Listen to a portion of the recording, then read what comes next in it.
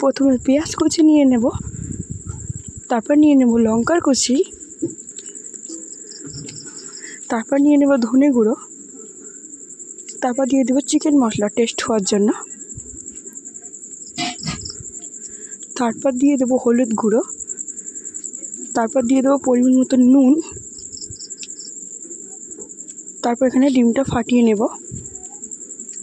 তো আমার ফাটানো হয়ে গেছে। একটা চামচের সাহায্যে সব মশলাকে মিক্সড করে নেব। এখানে আগে থাকতে ব্রেডগুলো কাটা ছিল, দেখো।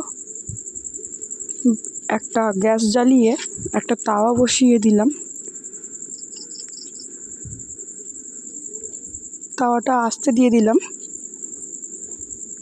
তাওয়াটা গরম হয়ে গেলে রুটিগুলো সেঁকে নেব। উল্টে পাল্টে ভালো করে সেঁকে নেব। দেখো সেঁকা হয়ে গেলে এই যে একটা প্লেটে তুলে নিলাম। তারপর তাওয়ার মধ্যে একটু সামান্য তেল দিয়ে দিলাম। তেল দেওয়া হয়ে গেলে ভালো করে নেড়ে চেড়ে তেলটা গরম হয়ে গেলে ঘেঁটে রাখা ডিমটা দিয়ে দেব।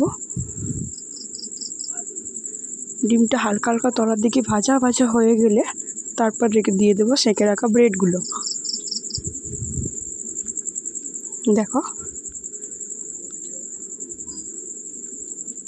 ভালো করে চেপে তলার পিঠটা ভাজা ভাজা হয়ে গেলে উল্টে নেব তলার পিঠটাও ভাজা ভাজা করার জন্য। তো দেখো হয়ে গেছে। আমি একটা প্লেটে তুলে নিয়ে ভালো করে সস দিয়ে খাওয়া শুরু করে দিয়েছি। তো দারুণ হয়েছে, এরকমভাবে একবার বানিয়ে দেখতে পারো।